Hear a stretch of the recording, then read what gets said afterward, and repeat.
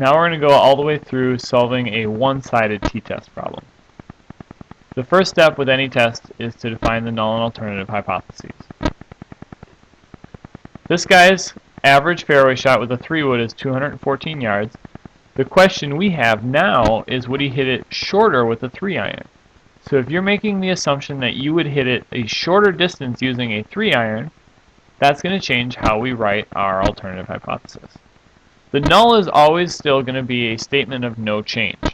The average distance stays the same using the 3-iron. It's going to be mu equal to 214, as we said 214 with the 3-wood.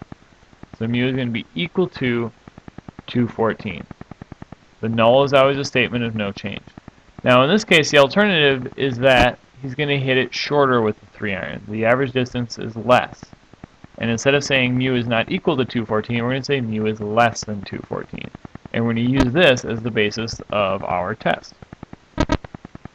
Next thing we need to do is set our threshold level. We already discussed that if there's no other reason to believe that it should be something very small or very large, alpha should just be set at 0.05. So we're going to do that. We need to then collect data from the sample. And if you remember from the previous example, we did a sample of 30 shots, an SRS of 30 shots. We ended up with a mean of 207 and a standard deviation of 21 from that data. This is the exact same data we had used before. Now when we actually go to perform the test, we do have to make a slight change in how we use our calculator. So this step is going to change a little bit. We still go to the same place to do our test. We still go to stat, test, and down to t-test. We type in the exact same data. We still have a null hypothesis that mu is 214, a sample average x bar of 207, standard deviation of 21, n is 30. But at the last step here, the alternative is changed. And it says here that mu is less than 214. Now the less than symbol points to the left.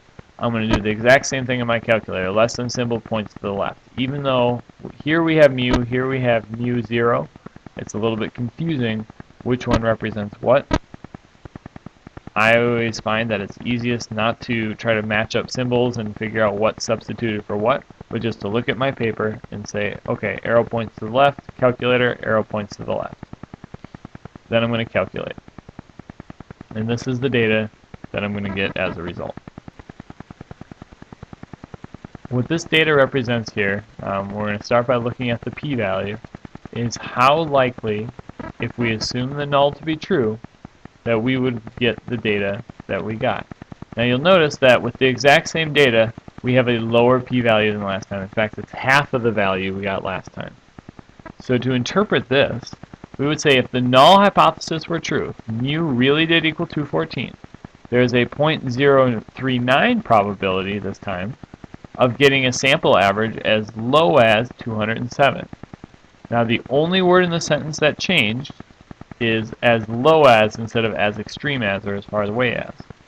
As low as. And the reason we say that is because mu is less than 214. If you go back to your calculator, you go to your stat, you go down to your t-test, and with the same data punched in, you go down to draw. What you're going to see is this graph is going to look slightly different than the last one we made. This time, the area is only going to be shaded in on one of the tails. The reason it's only shaded in on one of the tails is because of this here, this less than symbol. That means that we are doing a one-sided test instead of a two-sided test. We're only coloring in one tail of the normal curve. And by only coloring in the one tail, our p-value is going to be smaller. In fact, it's going to be half, because instead of shading both regions in, we're only shading in one. So it's going to be half the size it would have been. Now the reason that this can matter is if you're dropping your p-value, it's more likely that you're going to find a statistically significant result. So when we go to that last step here, decide whether or not to reject, we're going to find that, yeah, p is less than alpha. If alpha was colored in the red and p was colored in the blue here, the blue would be farther out.